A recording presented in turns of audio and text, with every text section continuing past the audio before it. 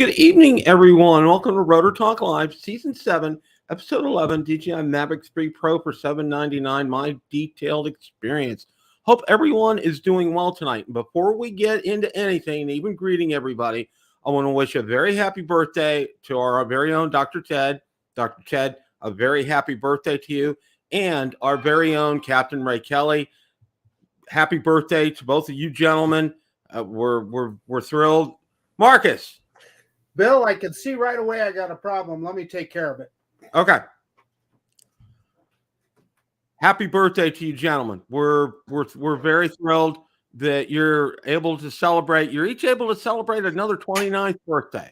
So I know how much that means to all of us. But seriously, we're very happy. You guys are celebrating birthdays today.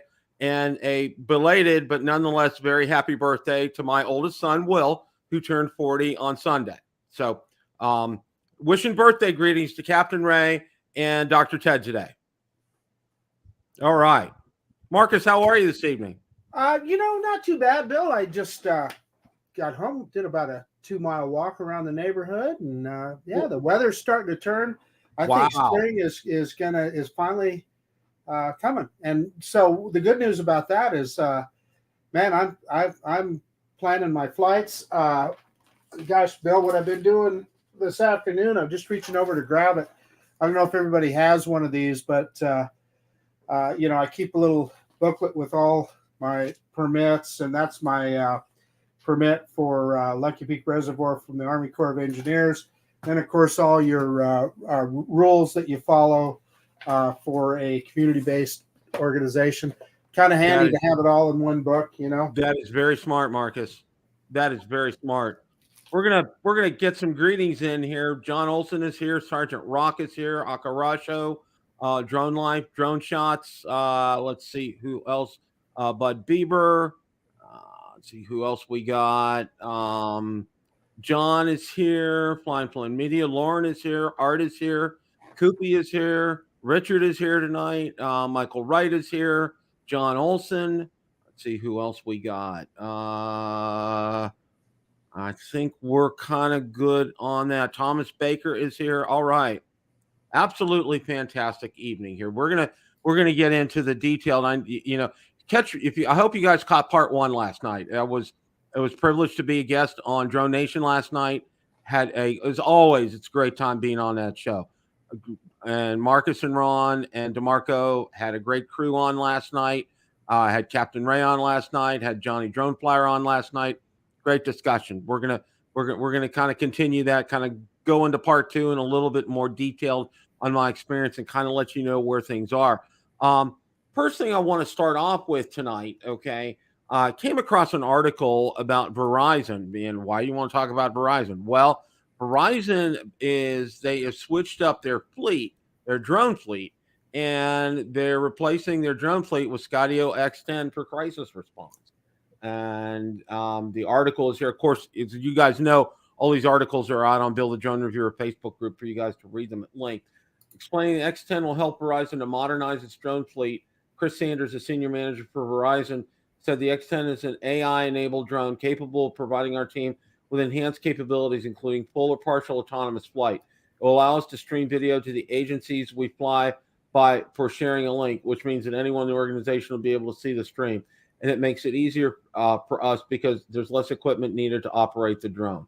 Another plus for the team is the Skydio drone is capable of powering up in less than 40 seconds. It can reach a maximum flight speed of 45 miles per hour during its 40-minute flight time. And I'll let you guys read that article at length, but that's a good thing. I'm still of the opinion. I still wish Skydio would have been able to continue their consumer operations as well too, because they were on the cusp of something great, Marcus. They really were. Yeah, it is sad. We're kind of stuck between a rock and a hard place with all the anti-Chinese drone stuff, and it's as just layman, it's hard for us to know what's real and what isn't. But Skydio, gosh, it seemed so promising at first. I was really excited that we were going to have a true U.S. based consumer drone company, but that doesn't, obviously that's all water under the bridge right now. Yeah, unfortunately. And that's what I want to get into this. There's an article, DJI details efforts to avert the potential $116 billion economic impact of U.S. blacklisting its drones. There was an article out on Drone DJ, and I do want to spend a couple of minutes on that. Now, one of the things, even before we get into the article, folks, ladies and gentlemen, get a hold of your congressman, get a hold of your United States senators, and it doesn't matter what side of the aisle that you walk on. Tell them about this, okay? And point blank ask them, because I haven't received a response about this, okay? Why are these drones so damaging? Why do you want to blacklist these drones for security reasons when nothing's been shown?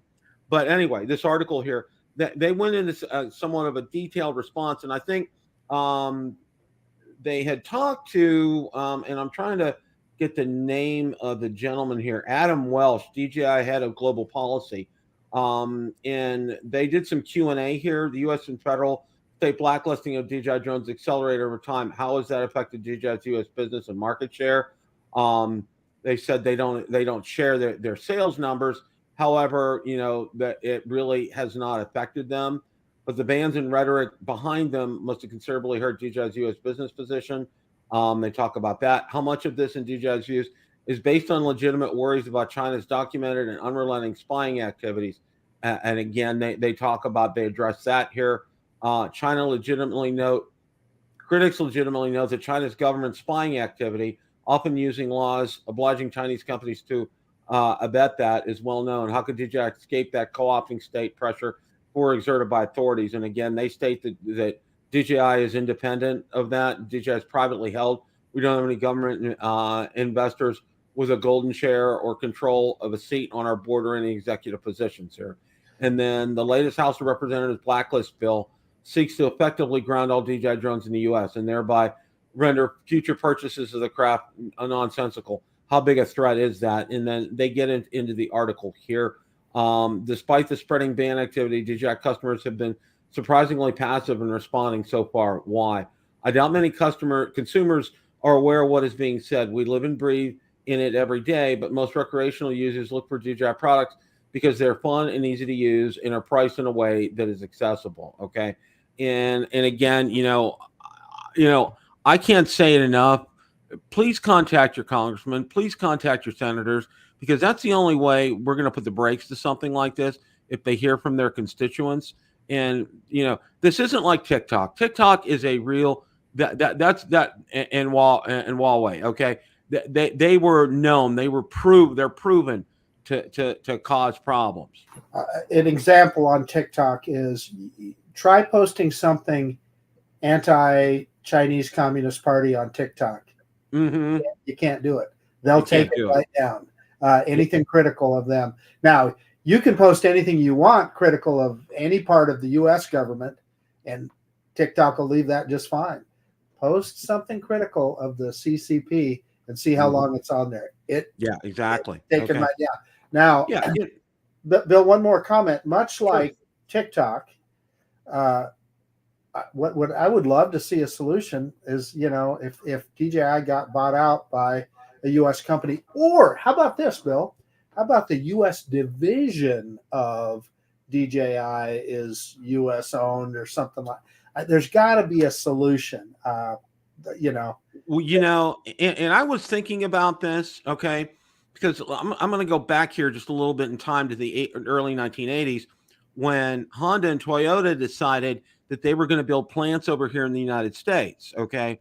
Their concern at the time, which was valid, was they wanted to maintain the same quality that they had over in Japan and carry it over here to the United States. They were able to do that through a number of moves. And I know, I'm not too sure about Toyota, but I know as of a few years ago, Honda still is not unionized. Their workers at the Marysville plant, which I toured, by the way, they're not unionized. Their engine plant, they're not unionized there. And I believe it might be the same. I'm not sure about Toyota. For them. And I'll tell you what, but the thing that compensates them is their time off. For example, I can tell you, like at the Marysville plant, they do a shutdown over Christmas. They have 6 weeks vacation, okay, over Christmas at that point in time. They get paid incredibly well, and it's easy to get a job. It's easy to get on board there through a temp agency and work your way up. I do know that because I used to live in that area, and I actually got to witness that. And that floor, literally, that plant, that was the cleanest manufacturing facility I've ever been in my life. Okay, so go ahead. Barkley is making the point that what Congress understands is we spy on other countries. Absolutely, we do, and so I mean that doesn't. I guess just because we spy on them doesn't. We still need to be vigilant about them spying on us, right? Is the way I would say about that. And by the way, in China, they are severely restricting the use of Apple products, Apple phones, etc. If you work in any governmental facility or have any kind of a government job, you cannot bring your iPhone to work. They don't let you. That's a good point. It does kind of go both directions, but I guess my hope is that there could be just like they're talking about with TikTok, that TikTok would have to sell to a U.S. based company for it to continue in the U.S. I hope that maybe there could be a solution like that. But Bill, along the same lines, and you may already have this on your agenda, but the city of St. Louis, were you going to talk about that today? Yeah, I was going to talk about that. Okay, I'll leave it alone then until you. No. Oh, that's fine. That's fine. Yeah. So I think what's important here, to obviously to email them, and if you don't get an answer, call their offices, okay, and leave a message with them. All right. And here's the thing, and we're going to get into persistence here in a little bit with my story about the Mavic 3 Pro. When you're persistent with this, okay, just don't send one email and to everybody. Do it on a weekly basis until you get a response. For example, okay, there's pending legislation with the FCC, all right, that's going to let me, as living in an HOA, erect a permanent antenna out here for my ham radio, okay, because it's useful in terms of an emergency, okay, and that's why they're going to try to pass this. And it's a bipartisan bill. It's sponsored by a Democratic senator and a Republican senator. And here's the thing here with this, okay? Keep after them, okay? Just don't, I'm in the habit right now with this, especially because the talk and the rhetoric is ramping up a little bit. It doesn't take much. Most of them have a form ready to go out there to fill for the emails, okay? So do it. Do the email, but also call them once a week, okay? Most of them have toll-free numbers. Most of them have numbers in your local area code. So give them a call, leave them a message. The more that you do, the better. Because you know what? I'll tell you what, Marcus, I don't want to lose this hobby. All right. I like having my ham radio hobby, and I like having my truck channel. But this to me, this is my favorite. I absolutely love doing this. And as Bill Thomas says, it's drone therapy. It's therapy for all of us. We all enjoy going out and doing this. So, guys, you need to beat this over the head or with a stick. Along those lines, I found out yesterday, I'm active in the Corvette community. I found out yesterday, GM has a thing on all of their cars and all cars have telematics on them now. And no matter what brand you are, you should be looking into this. But what I found is the telematics in my General Motors cars, my Tahoe and my Corvette, if you use their safe driver system, it measures your braking, your acceleration, etc. They were selling that data to data brokers, and data brokers were then selling it to insurance companies. Now you can disable it. And so I yesterday disabled it on both my vehicles. But if you don't know, and the reason I bring that up is there's all the talk about, China is talking about building cars in Mexico and then exporting them coming into the United States, and they sell them much cheaper. So no matter what you did with any kind of tariffs or anything, and make them where they're cost parity with U.S. vehicles, you would still have that threat because vehicles are so full of telematics now That let me tell you, there's a lot of information. Oh my gosh! Get off of that stuff. Well, we'll get to the St. Louis thing here in a second, but I'm glad you brought that up because, for example, today, okay, and how complicated and convoluted it is right now. All right, I have 5 manuals with my Tundra, not 1, but 5. Okay, and I was looking, believe it or not, there's 2 clocks in the Tundra. Okay, there's one on the multimedia area. Okay, and then there's one on the dash. All right. The one on the multimedia area is based on my Android phone, so it has the right time. Okay. However, the one on the dash was still I got to set it ahead an hour. Okay. I go, okay, this is easy. Okay, because I know on the steering wheel there's a button that you push. You can scroll through settings and stuff. There's nothing on there, so I go to the owner's manual. You know what the owner's manual says? Where it points to the clock, it says see the multimedia manual. Okay. So I go into the multimedia manual. All right. Yeah. This is talk about convoluted stuff. Okay. And then I figure it out. Okay. What I have to do is not have my phone with me, because when I have my phone with me, it goes to Android Auto immediately. Okay. Right. And what I need is for it not to go to Android Auto, to go into the settings, and then you can go in and set the time. Okay. And that sets the time that's on the dash, not the multimedia time. So, through a convoluted way, I found all that. But yeah, you talk about complicated. I'm sure my Tundra does the same thing, Marcus, about sending data. Okay. I'm 100% sure of that. I'm just telling you, no matter what vehicle you own, what brand, you need to look into that. That you're not selling your data to these data companies who then sell it on to insurance companies or whatever. But my point is, and there's a couple of really good points in the chat. Mike is talking about the U.S. government not banning electric batteries. Yeah, of course not. I mean, that's where the supply is, and so you have to. But there again, they're just like our smart batteries. There's a lot to them. We're probably going off topic here, Bill, but there's just a lot of things to think about in that regard. I agree. Welcome, Ron. Good to see you.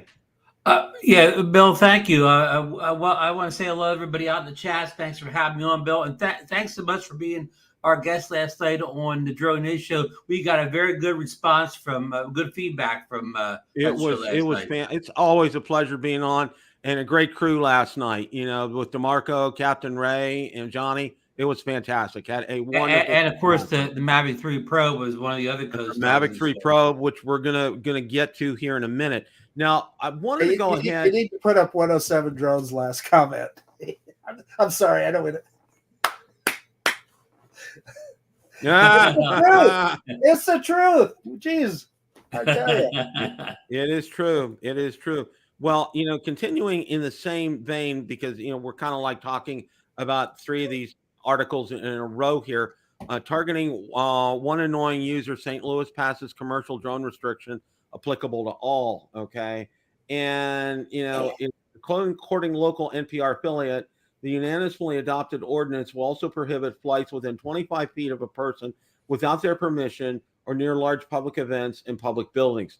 Such was the united hostility of the SMS novel, and Johnson's defiance in pushing his business plans even harder as it generated hostility. The St. Louis mayor office said she's actually looking forward to signing it into law. Okay. SMS Novel, which has launched the drone streaming service for subscribing clients in a few U.S. cities, describes itself as a faith-based company providing on-demand drone service for security, events, or creativity. Johnson has reportedly said the startup will sue St. Louis if Jones signs the ordinance. Okay. So what a can of worms on this one, guys. Did you guys see that idiot's video? I mean, faith-based, I'd like to know what faith he was. It was some kind of weird frickin', because he was not, that guy, his video, he was clearly trying to stir people up when he made it. And he did. He was successful. And look what it did in St. Louis. He got him stirred up in the wrong way. That thing, Bill. Of course, in there you could pay for a permit to fly. Yeah, I think Marcus, we always talk about worrying about like small towns putting the new drone signs, but the bigger cities, I think they may see that as a cash cow. You cannot fly in the city unless you pay us $300 for a permit, then fly all you want.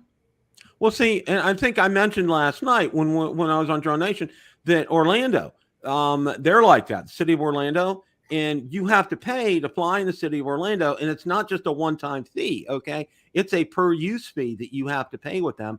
Plus, okay, Disney, and I think you guys know this, have some incredible TFR restrictions around the resort areas, okay? It's like it's even almost it's even has broader language and specifications than like a normal airport. Okay, and they don't have a pay the fly or pay the play is. Yeah, well, TFR is one thing, and you know what, Disney has it for a lot of reasons. Whatever, but the deal in Orlando, number one, Bill, I would like to know. Well, in St. Louis, for that matter, how do they enforce it? They're going to have to see you actually flying your drone to enforce it, correct? In other words, Bill, if I was in Orlando and I flew my drone in Class G airspace, perfectly legal in every sense with regard to FAA regulations, and I landed it, no authority saw me, and then I come home and I publish a video, Marcus's flight in Orlando. Can they then send me a ticket, retroactive? Good question. To Idaho? Yeah, that's my point. I'm wondering, Yeah, that's a real good question. That I don't know. But I think unfortunately there's a lot of those quote unquote Karens. I'm not allowed to say that too loud in front of my wife. There's a lot out there that are all too eager to report this to the authorities. Okay. And, and snap videos and take pictures and all that stuff. I mean, Captain Ray shared with us last night about his run-in, but, they handled it right. Okay. He and his crew that were flying there. Okay. They talked to the officer, let them land, and he explained to them nicely what was going on, and they engaged him a little bit and got some information. And, that was fine. That was a good exchange. Okay. So they know that going to fly there is probably not going to work. So, when they go to fly again, they'll avoid that area with good reason. Okay. But there's plenty of other areas to fly. And, it's like this whole thing about the St. Louis thing. Okay. It's like the old adage, don't stir up the hornet's nest. Okay. And that's exactly what this guy did from this company, is he stirred up the hornet's nest with this. There's too much anti-drone rhetoric going on right now as it is. And you don't need to go in there and put your stick in where the hornets are and stir it up, because they're going to come out and sting you. Okay. Yeah. So now if I'm just a regular guy that lives in St. Louis and just a little hobbyist that used to fly around my backyard or something like that, now I can't do it because of this guy. Yeah. I mean, he's one bad apple, can spoil the bunch here. And that's exactly what it is in this instance. So stay tuned for this. I mean, this is just, and I got to say this, okay? Again, whatever area that you live in, and we just came off this, Ron, right before you joined us, is to not only send emails to your congressmen and senators, but to call their offices and to be persistent about it, okay? Because the only way that we're going to get this legislation stopped in Congress and have the tide turned back in our favor is to really push on our legislators. Okay? Overwhelm them with calls. Absolutely. Keep up the pressure on them. Here's the problem I have. Brad Henderson is saying that he flies in St. Louis all the time. Do you think, let me rephrase this. I would not blame Brad for continuing to fly in St. Louis. And so regulations like that are turning us into criminals, right? And turning us into rule breakers is a better way to say it. Turning us into rule breakers. And when you're not harming a thing, if he's flying in a city park or something like that, it's not, it's just really, really frustrating, those kind of regulations. Just like I've been talking about in Orlando, how many people do you think probably still fly their drones in Orlando without getting a permit? Well, Ron, we were talking about New York just the other day, and we have good friends, I'm not going to say any names, that continue to fly in New York. They don't pay $275 for a permit every time they go fly. So it just, man, it's just a bad situation. Well, I mean, this is a classic overreaction. The mayor of St. Louis, because she doesn't want this one bad actor she's banning all drones. I mean, that would be like, okay, if somebody violated the car laws real bad, somebody sped at 200 miles per hour down the main road in St. Louis, what would she do? Ban all cars from that point on? Or you have to have a permit every time you make a drive to the city because one bad act in a car. This whole country, the laws of the whole country aren't based on somebody does something wrong, so you punish everybody. That's what we don't do in this country. Right. We punish the individual, not everybody for one individual's crime. So John is bringing up a good point too, John Coopy, about preemptive laws. Now, I know Michigan has a preemptive law. I believe Arizona has a preemptive law. I don't know what other states, but yeah, that would be a good thing if you could get your. I mean, well, New Jersey supposedly has a preemptive law that little towns can't make their own laws over the state laws, but it doesn't stop the little towns from doing it because the state doesn't enforce it, And as you as an individual, it costs you too much money to have a lawyer to enforce or whatever. So making these preemptive laws are no good unless the state's going to back each one up with the like 100%.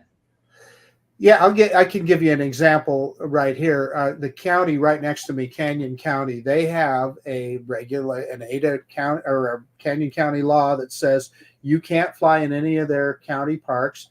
Okay, you can't take off in their county parks. They have the right to do that, but they also say that you can't fly a drone lower than 500 feet over any of their county parks. Well, we all know that for number one, we can't fly higher than 400 feet to begin with. So that's how they're effectively stopping drone flights over their parks. However, they have no authority to tell you can't fly over their parks. But to Ron's point, I don't want to do it because if I did get a ticket or something, then how much money am I going to spend on an attorney to battle something like that? So really, even though the regulation is not legal, it's still effective because, like Ron brought up, nobody's going to spend the money to defend themselves. The town next to me, Ventnor City, which is just a town north of me, they have in the summertime, wintertime, these towns don't care because they're ghost towns. But from Memorial Day to Labor Day, you cannot fly like a drone over the town under 400 feet.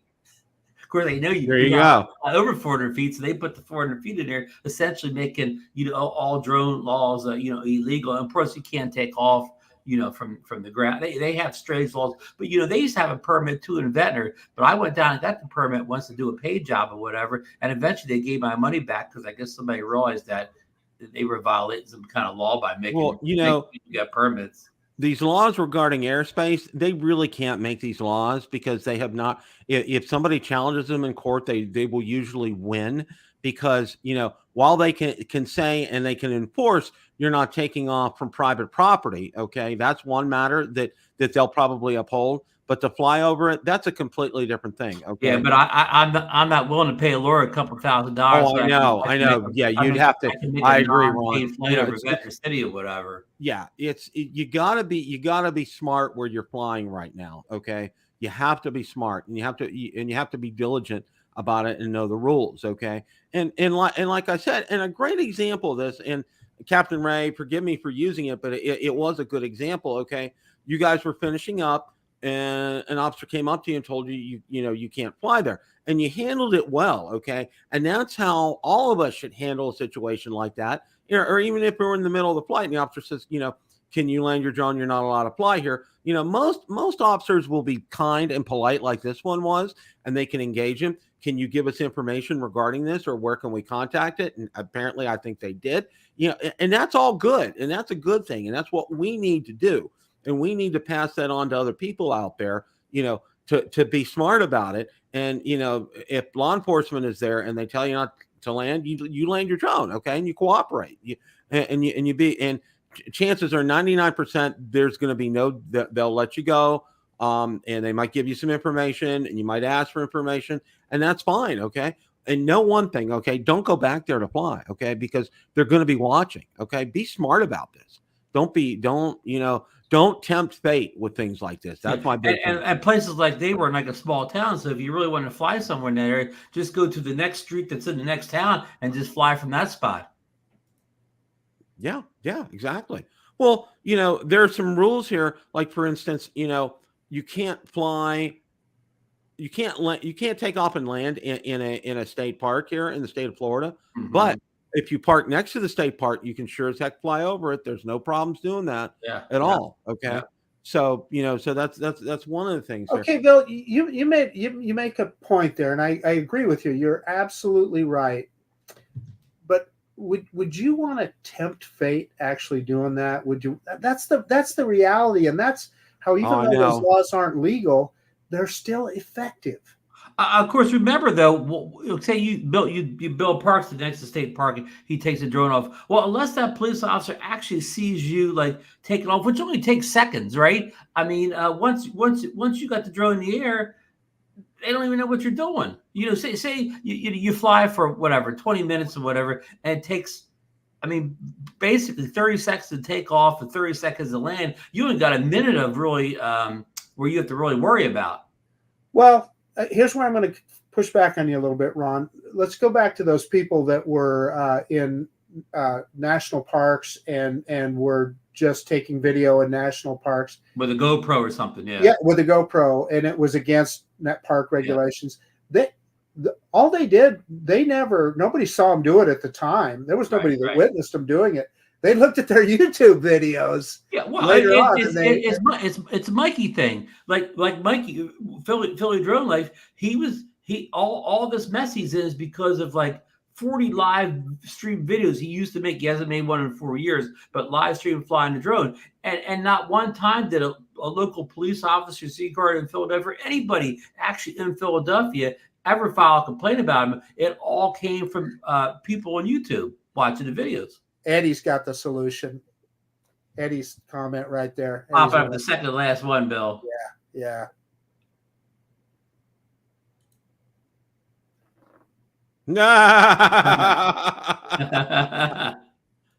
That's a good one. Well, we're gonna move on here. And because I want to spend a couple of minutes on this before we get to the main topic here. Avata 2 and Goggles 3 specifications unveiled. Now, this is from Drone XL, and I want to go over this here briefly so you guys can be aware. This is the first. And he can confirm if these are true or not because he's got the drone already. DJI Avata 2 and Goggles 3 specifications unveiled. Okay, and you can see Avata 2 down there, and we talked about that last night. We didn't like the way the 2 looked. Right, did not like the way the 2 looked. And it talked about some of the specifications of it again. And this article's out there for you guys to go ahead and read. Update on 311 info from CEDALEV, codec HEVC, 123.87 megabits, MPBS 10-bit. Okay. The Goggles 3, a visionary experience. And again, these are just, these are leaks. And of course, who that's from. That's from our friend Igor. So we'll see how much this pans out. I mean, this is going to hit next month. So I think, just kind of give. Bill hasn't hit the FCC database yet, as far as we know. Yeah, I didn't see anything on that today, Ron. I looked and I didn't see anything. So, but I think it's I think Lon's right in terms of the timing because he talked about that last night on the show, and I think it would have to hit today for them to go ahead and release it at a certain point in time, and it didn't. I didn't see anything on it as of showtime. So if anybody knows anything different in the chat, please go ahead and drop it. And Lon did mention that the beta software on the drone is pretty rough right now. So take that for what it's worth. Yeah, I would say that. The other thing that I want to talk about is DJI releases new Action 2 camera bundles with 4x storage. And I know we kind of touched on this last night, and I wanted to make everyone here aware of that. Now, it isn't a new camera per se. It's the same Action 2. Okay, but what they've done in the one module in there is increase the storage. And, I know Marcus did some show and tell last night with this here. And the dust-proof, waterproof, and talks about the features here. In addition, Action 2 is compatible with GyroFlow. What's included in new Action 2 combos? Includes camera unit, front touchscreen module, magnetic. Okay. Action 2 power combo. Includes camera unit, power module. Okay. I'm trying to get to the spot where that magnetic case is important. I don't know if anybody's familiar with what that does, but it helps keep the drone or keeps the camera from overheating, and it works. Trust me. Okay, and then here's the point here. The upgraded Action 2 dual screen combo and Action 2 power combo expand the internal recording limit from 32 gigabytes to 120 gigabytes for increased storage. Plus, you get more versatile magnetic accessories in the box, such as a headband. And I know, Marcus, you kind of walked us through last night a little bit that you have to kind of transfer that over to the other module before you can download it. Is that right? That is exactly right. Yeah. Yeah. I think, Marcus, you were emphasizing this memory increases, memory bump is a pretty big deal if you're the type of person who's going to use this as a headless action camera, if you're not going to connect it to the base, right? Right. But of course, even at that, you're battery limited. So I'm trying to remember how long that battery that's in the top module. So your battery may not last as long as your memory space. Yeah, well, it won't. Not even close. So yeah. Does that have a fast charging system like the Action 4? Does it charge up real fast? No. Well, not any faster than. The Action 4, you could charge it up to about 80% in like 10 minutes or something like that. Yeah. I really think it's just a convenience thing. That's all it is, so that you can save a bunch of video on the camera. And Bill, I think the big takeaway on this Action 2 update is a lot of people are afraid that the Action 2 was going to be dropped out of the line. But the Action 2 is a lot of people's favorite form factor because of the module thing and be able to detach it small. So a lot of people are worried that their favorite action camera is going away. And this confirms that I think it's got at least another year or two with this update. Oh, yeah. They're not going anywhere with this. It's a great, it sure has. Marcus has been using it full time for over a year, right? Oh, for a couple of years, I think. Yeah, quite a while. Yeah. Well, we're going to drop it into this foray here, DJI Mavic 3 Pro. Here we go. Wheel honored by Amazon. And what I want to do right away is I want to get to my detailed timeline. Yeah, did you get an update today on from Amazon yet on your reimbursement? No, I did not get an update. I checked as of airtime. I checked and I still have not received the refund yet. So let's go ahead and I want to go ahead and get into this timeline here. Because I spent a few minutes. Jay Bird's asking if you got your Mavic 3 Pro, Bill. Okay. Some people, I guess, aren't up to date on what we talked about last night. Let's look at that. Look at that. There it is in all its glory, and it is sealed. Okay. For those of you who are curious, there's the green seal right there. Oh yeah. And to also answer another question, because I had several people ask it for me, this is not going anywhere. Okay. So thank you for your offers. But it's staying here. It's going to be a permanent part of my drone. Bill, I'll give a standing offer of $50. Yes, I had some offers of $50 over here. So, but anyway, here's the timeline. On Monday, I placed the original order at 12:41 Eastern Standard Time, and on Wednesday, the original order was canceled at 12:43 p.m. due to lack of availability. Well, almost 48 hours later. 48 hours later. And then on Wednesday, I placed a call to Amazon customer service. I was on the phone with them for 30 minutes and 22 seconds at 3:39 in the afternoon. And then I received an email from Amazon customer service. I forwarded your message to our Amazon specialist team. Okay. Well, let's go here. Thursday, I placed a call to Amazon customer service, 24 minutes, 18 seconds at 6:33 in the evening. I received an email from Amazon customer service. Once your item gets delivered, you can let us know and request a credit for the price difference. And again, I have all these emails here. Okay, so at this point, you've ordered a second one, right? Right here, right after that. 2 minutes later, I went ahead and I placed my order here. Okay. Now, on Friday, the second order was received at the house at 1:03 p.m. At 1:25 p.m., I placed my first call. You got the drone in one day? In one day. Well, I have a distribution center where I live. Okay. It's called Waimama. The distribution center is in Ruskin, and it's literally about 10 minutes from my house. Okay. Wow.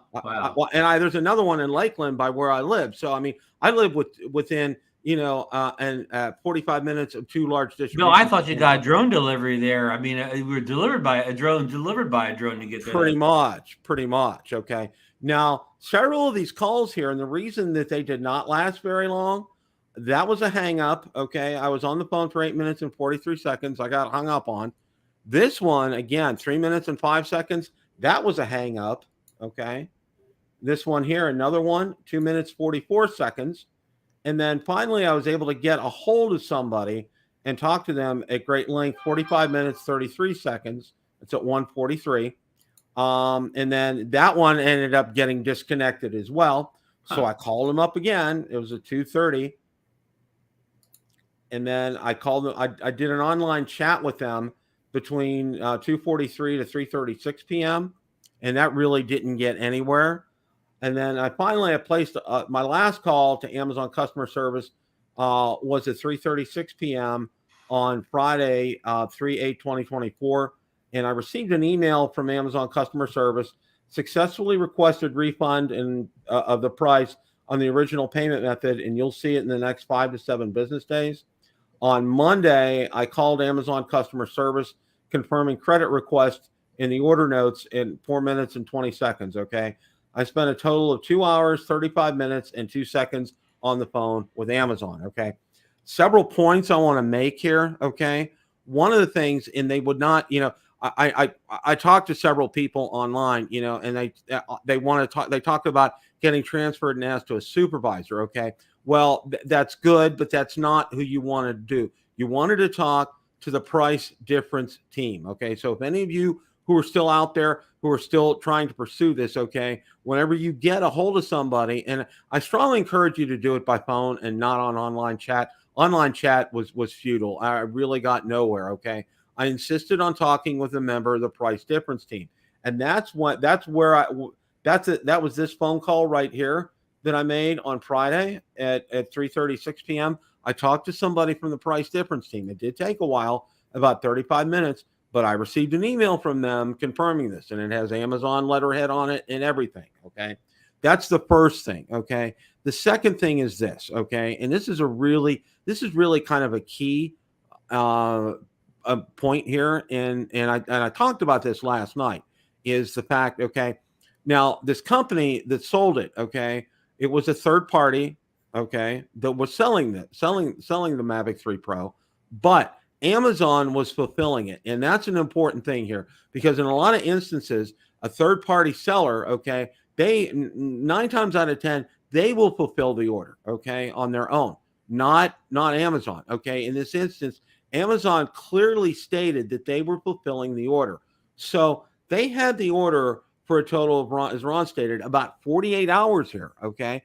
So if it was not in stock, all right, and they said they were fulfilling it, which would have been at their distribution center, they would have known about that immediately. My order would have been canceled almost instantly, or I would not have been able to place it saying due to lack of availability. Instead, it took 48 hours to get that. Okay. So, my number one takeaway from this is you have to be persistent with this. Okay. It took me a while to get to this point. All right. Now I'm still in that waiting period of 5 to 7 business days. The 5 to 7 business days will hit probably about Thursday or Friday this week. So I've been looking every day. I've gone out. The loan's been approved. I did this through a firm. Now, and as I stated last night on Drone Nation, I used a firm because they will not approve a loan from anybody who's sketchy. Okay. It has to be somebody who's rock solid.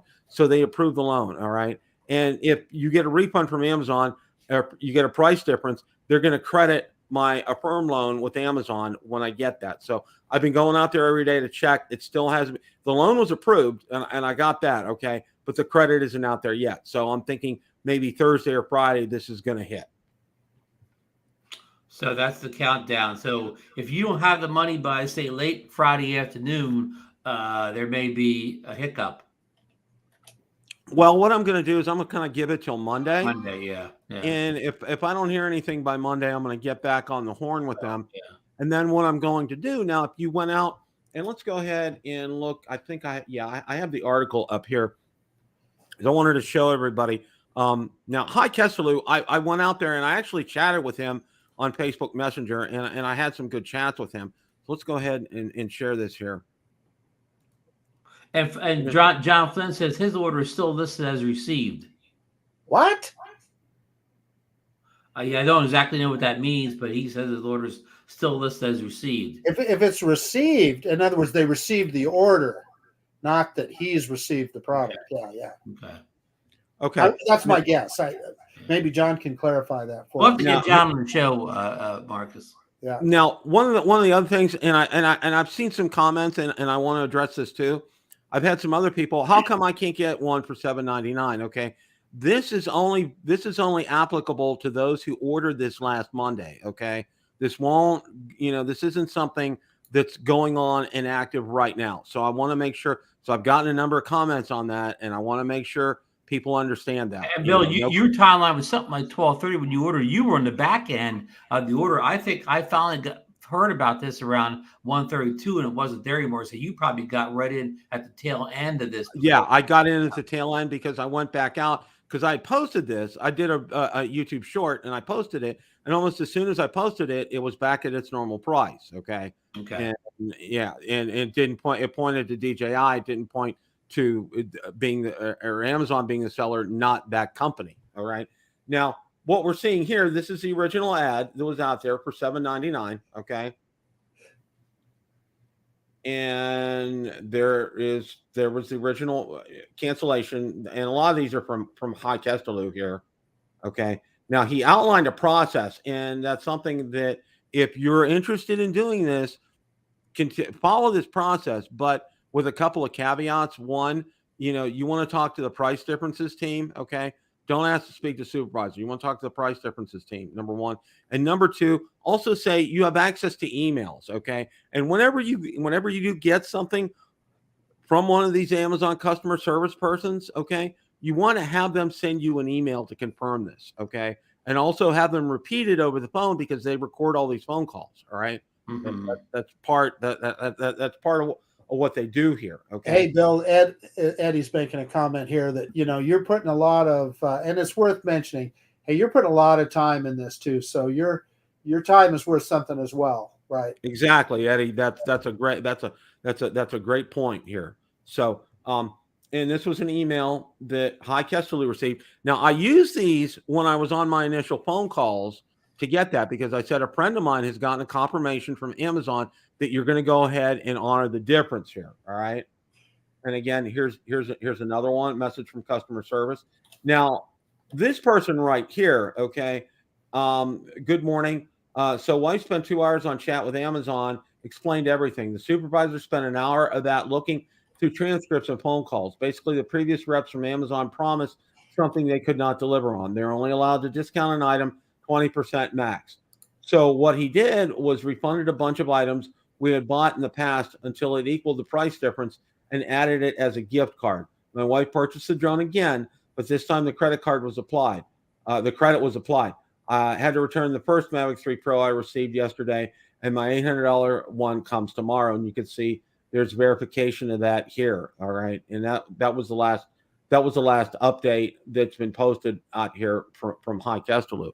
So, if you're still in the middle of this process, I strongly encourage you, if you want to keep following up with Amazon, okay, and keep asking to talk to the price differences team. All right. That I can't emphasize that enough. And also that of other people who have been able to successfully do that. Now, this article was right in terms of if you talk to a customer service rep, all right, and a supervisor, the most the supervisor can give you was a 20% credit. That's it. Okay. No more than that. At first they offered me a 10%, then they offered 20%. And I said, no, I want to talk to the price differences team. Why do you want to talk to the price differences team? Because this is a price differences issue. Okay. And that's why several times I got hung up on. Okay. But I finally got through to a rep who got me to the price differences team. And that's when I had my success. Bill, you ever notice that when somebody calls you like a bank or some kind of credit card company and they want money out of you, you never get hung up on then? Oh, yeah. Oh, yeah. Yeah, if somebody's trying to collect a bill from you, the phone call never gets hung up on. Oh, absolutely. Yeah.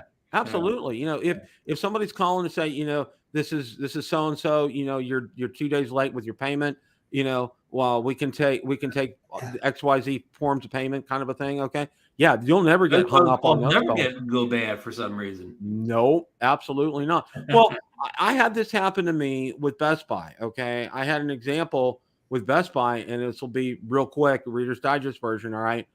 The original washer that we got went south. All right. And they had a text that they sent out, and it was bad. It was bad news.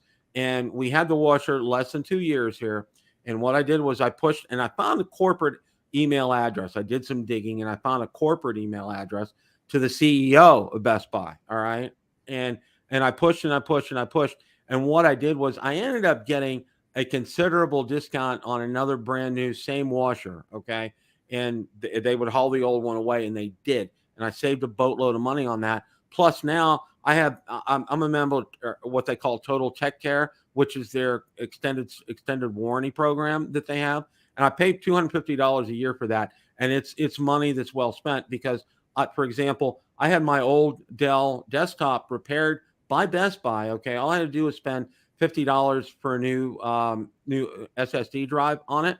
And it was done. It was repaired. That's all I had to do. The deductible was fine. And they fixed it. And they reloaded the operating system. It's good to go. So I swear by them. I mean, and they give you discounts when they come out if they install products in your house, like a sound surround system, or if they deliver appliances. Everything they give you a tremendous discount on that. So that's kind of like some food for thought with that.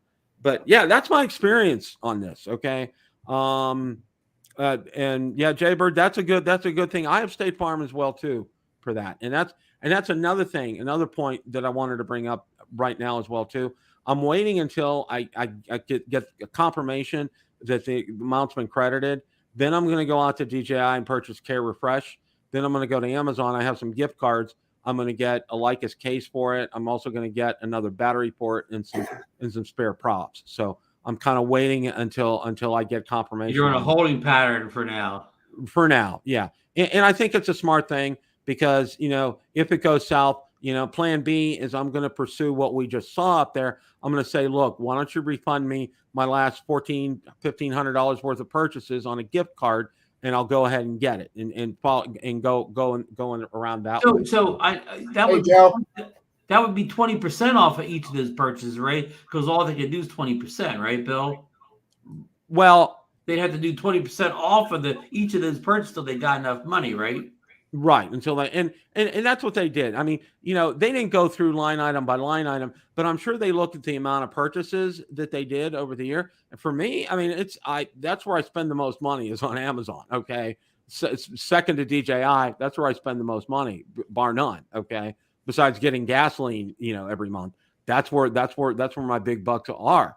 And it's very easy for me because I get birthday gifts, anniversary gifts, Christmas gifts. I do everything on Amazon. Okay. And that would not 20% getting that back. That would not be a problem for me. So, you know, I don't have any problem with that. And what they're doing on Amazon, you and Ron both, it's good for the stock price. Absolutely. And see, the other thing with this, Ron, is it's not a return. Okay. They're not processing this as a return. Or as a refund. They're processing it as a return. So they're giving you basically the whole amount of each of those transactions back. Okay. So, you know, all you have to do is have at least $1,500 worth of items that you've charged.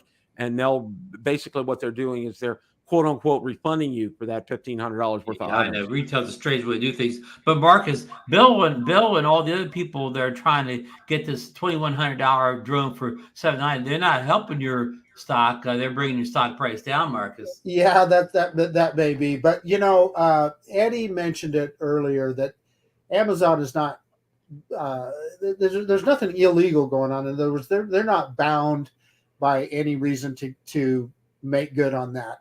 However, it is a customer service thing, and Amazon has been known for really good customer service, and so you know, one would hope that they would have some kind of a reasonable accommodation for sure. But what we're seeing here is everybody is approaching it a little bit different.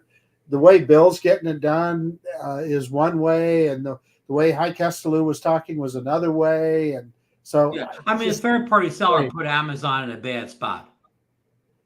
They absolutely did, and furthermore, going down that road a little bit further, Amazon needs to do a much better job of vetting those third-party sellers, and you could do it with an algorithm.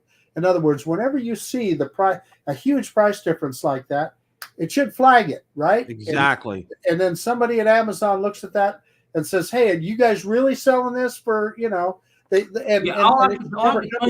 personal experience, in the recent past, Amazon hasn't been good to the third-party sellers at all. So I don't know what happened in this case. Usually, they're not very kind to the third-party sellers. Ron is one of those amongst us that he can speak from experience, because you and your wife used to be third-party Amazon sellers, and so you know a lot more about it than any of the rest of us do, for sure. Well, see, I only know they didn't treat as well, but and when you would get on the phone with their tech support, as far as a third-party seller, customer support, they were terrible.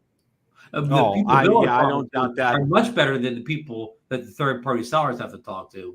Yeah, see, I don't doubt that for a second. And Marcus, you make a great point about putting in an algorithm, and I'll give you guys an example. Okay, all of you know, and most of you who follow me know, I have multiple Facebook drone groups. Okay, I got maybe 10, 15, 20 out there. I've lost count. And what I've done in almost all of them is Facebook is, and I don't want to say it's AI, but they let you put in algorithms to catch things in there. Okay. Because a couple of groups I was getting, people selling fake things. Okay. So what I would do is I would look for keywords like sell, sold, buy, that kind of thing. All right. And it flags it immediately, and it will stop it, and it will ask me, manually as an admin to come in and approve things like that. Okay. The other thing is, if somebody comes in, if they don't have a picture with their Facebook profile, they get rejected automatically. If they have only been on Facebook, say a month, they get rejected automatically, and I put a lot of these things in there. If they've had previous violations, they get rejected automatically. Some I will go ahead and I'll put that on there on permanent post approval, and they'll be gone. Okay. So, Facebook can do it, and look how much, Amazon, I'm sure Amazon is much bigger than Facebook.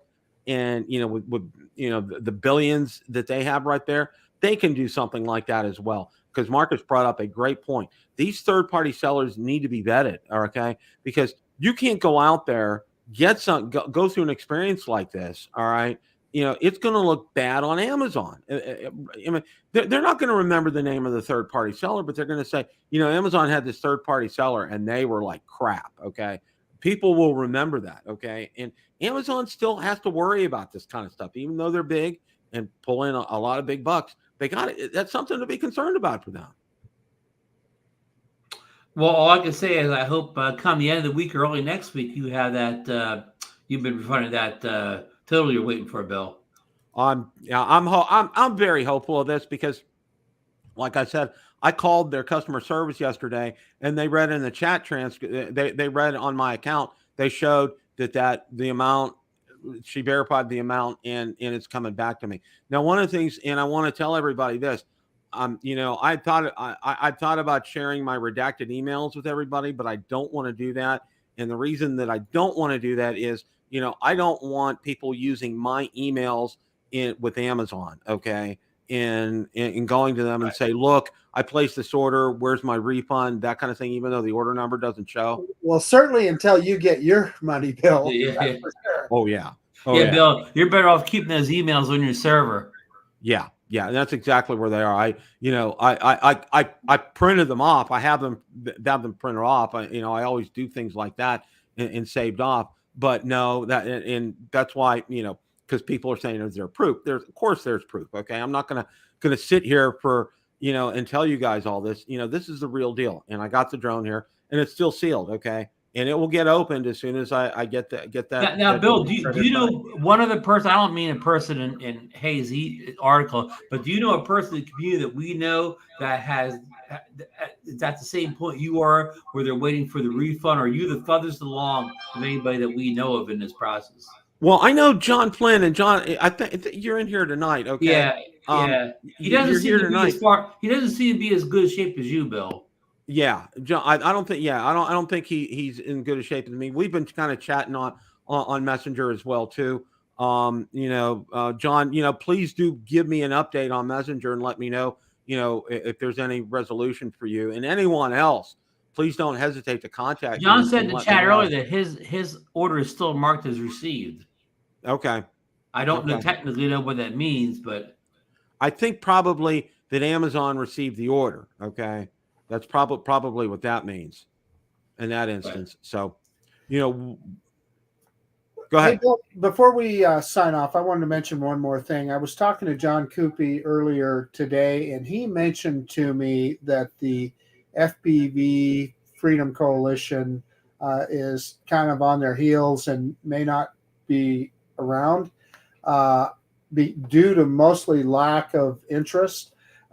Whether you're an FPV flyer or a camera drone flyer, it's an organization that we should support because they do a lot for the community, not just things that they do for the FPV community directly applies to whether you're a camera drone pilot or FPV pilot. And they're one of those groups where they have rules that the hobbyists follow. Remember that they do, and that's you have to follow a set of guidelines. And that's the guidelines that I use for my recreational license, and so it is in all our interests to support the FPV Freedom Coalition. So if you haven't, get on over there and support them. Yeah, that's a good point, Marcus. Thank you for sharing that, and it's important, along those lines. Okay, I'll give you an example from ham radio, and it really kind of correlates here. Okay, we have an organization called the American Radio Relay League, ARRL, and there's been a lot of political infighting and things about them as well and stuff. But you know what? Okay, when push comes to shove, okay, they're the ones that go out there for us as ham radio operators and defend us before Congress, before the FCC. All right. There's a lot, like I said, there's a lot of moving pieces here, but they go out there and they do this. And it's the same thing with this FPV coalition. Okay. They go out there, they're an advocate for us. So, number one, go out there and support them if you can. If they take donations, see if you can scrounge up $20 and send it to them. Okay. I'm sure that would help them a great deal, And the other thing, and I can't emphasize this enough, okay, is, as persistent as you've seen me with getting this deal from Amazon, okay, be even 10 times more persistent with your congressmen and your senators, not just emailing them, calling their office up and doing it once a week, okay? Once a week, set a reminder on your smartphone, okay? Email and call congressmen, email and call senators' offices, okay? It won't take you more than 15 minutes, but, keep that message up and keep it consistent with them, okay? They're going to get the message. They're going to understand that there are a lot of people out there that care about this, okay? So that darn drone guy is calling again. Hey, Ron. The drone guy calling again. Well, I'll give you a real funny example here, okay? I got a response back from the email I sent about, the FCC for the Homeowners Association erecting an antenna from Senator Marco Rubio. He's one of the Florida senators, okay? Do you know what? He sent me this gargantuan response back, but you know what it was? It was in response to a 4G or 5G LTE bill that Verizon wants to get passed, and it had nothing to do with what I said, because I spelled out the issue clearly. I put and I bookmarked a couple of links in the email I sent to them. So that's what they send me back for a response. So I'm going to go back and respond again. So Marco spammed you. Yeah, it's exactly right. Little Marco. So any final thoughts here, guys? Well, my final thoughts are I want to wish Captain Ray Kelly a very happy birthday today. That's my final thoughts. And Dr. Ted. And Dr. Ted Bowman. And Dr. Ted. And I want to give my best to Paul Murray. And then also, Ron, I have a question for you. So we know that Bill's got his ham radio hobby and so forth. When all this drone stuff comes crashing down and you and we can't fly anymore, Ron, what hobby are you going to take out? Well, if you looked at my channel recently, I'm already transitioning over to action cameras and pocket Ah, cameras. see? I'm already halfway down that road of transitioning away See, you from. guys are on it. I'll be in trouble. What am I going to do with all this stuff? And, see, and don't worry, action cameras are more popular than drones. My channel would be more successful if I switched to action cameras full time. They're more popular than drones. Look at the action camera channels, much more successful than most drones. There you go. That camera is much more successful than any drone. well, see, they're not. And Ron brings up a good point because action camera channels are not oversaturated. Like drone channels. I mean, there's quite a few hanging up their shingles and having drone channels out there, but there's not a lot doing action cams, and that's a good thing. And not only do I have the ham radio channel, I got my Tundra Nation Basics that I'm starting up, and I still have a dormant channel. I haven't really done anything. It's called Build a Technology Reviewer, and you know what? That's where I'll go ahead because if this goes south, that's where I'll start doing my action camera and Osmo Pockets and things like that, and doing reviews and getting those out there. So I got some irons in the fire here. I kind of thought not to put all my eggs in one basket, as they say. And I guess that's kind of what I'm going to close with, guys. I'm halfway joking, folks. I don't think drones are going away, so I'm kind of got tongue in cheek. Yeah, here. that was tongue in cheek. Hey, I wanted before we bring that up, please, Bill. So evidently, I might have overstated a little bit. So, John, I'm sorry if I. Well, I don't think that the freedom FPV free people they won't mind you pushing for more donations, Marcus. Well, that's true. That's probably true. That's a good thing. I want to thank you guys tonight, Ron and Marcus, as always. And before I close, I want to thank both of them and DeMarco for having me on last night. That was a total blast. I love being on Drone Nation. That was great. I will keep everyone updated on this as soon as we get some kind of resolution here. I'm going to get a video out to let everybody know what the status of this is. So hopefully, maybe by this weekend, I might be flying my Mavic 3 Pro. Who knows? Okay. I'm real shrink wrap off. Yep. But anyway, everybody, again, thanks so much for watching, and it's a great day to fly. Take care, everybody. Good night.